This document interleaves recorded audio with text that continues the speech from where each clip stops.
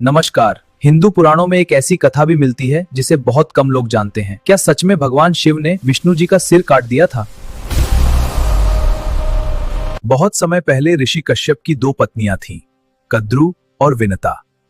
इन्हीं से शुरू हुई एक ऐसी दुश्मनी जिसने देवताओं तक को युद्ध में खड़ा कर दिया। कद्रू से हजारों नागों का जन्म हुआ, जिनमें सबसे शक्तिशाली था नागराज वासुकी। और विनता के गर्भ से जन्म हुआ गरुड़ का, जो बाद में भगवान विष्णु का वाहन बना। एक दिन कद्रू और विनता समुद्र के किनारे खड़ी थीं। तभी आकाश में उन्हें देवताओं का दिव्य घोड़ा उच्चैःश्रवा दिखाई दिया। विनता बोली, यह घोड़ा पूरी तरह सफेद है, लेकिन कद्रू ने कहा, नहीं, इसकी पूंछ काली है। दोनों ने एक शर्त लगा ली, अगर पूंछ सफेद निकली तो कद्रू दासी बनेगी, और अगर काली निकली तो विनता को दासी बनना होगा। लेकिन कद्रू को पता था कि घोड़ा सफेद है, इसलिए उसने अपने नागपुत्रों से एक चाल चलने को कहा। रात के अंधेरे में नाग जाकर घोड़े की पूंछ से लिपट गए ताकि वह काली दिखाई दे। अगले दिन जब दोनों ने घोड़े को देखा तो उसकी पूंछ काली दिखाई दे रही थी।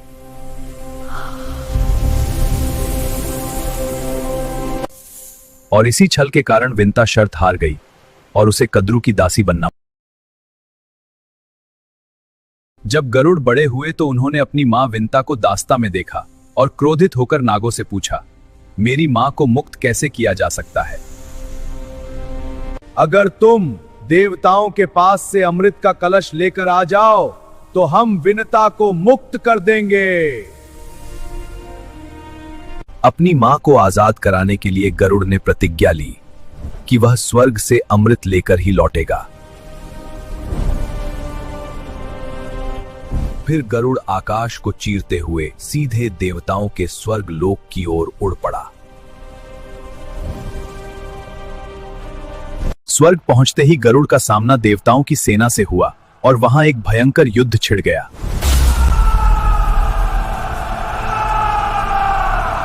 अंततः गरुड़ ने देवताओं को पराजित कर दिया और अमृत का कलश अपने पंजों में उठा लिया। तभी स्वयं भगवान विष्णु प्रकट हुए और उन्होंने गरुड़ की शक्ति और साहस को देखकर उसे अपना वाहन बनने का वरदान दिया। गरुड़ अमृत लेकर नागों के पास पहुंचा और शर्त पूरी होते ही उसकी मां विनता मुक्त हो गई। अमृत की घटना के बाद गरुड़ और नागों की दुश्मनी और भी बढ़ गई और गरुड़ अक्सर नागों का शिकार करने लगा। जब गरुड़ ने बार बार नागों पर हमला करना शुरू किया, तब नागराज वासुकी स्वयं उनके सामने आ गया और उसने गरुड़ को युद्ध की चुनौती दे दी। और फिर गरुड़ और वासुकी के बीच एक भयंकर युद्ध शुरू हो गया, जिसकी शक्ति से पूरा क्षेत्र कांपने लगा। जब वासुकी घायल हुआ तो वह भगवान शिव की शरण में कैलाश की ओर भागा।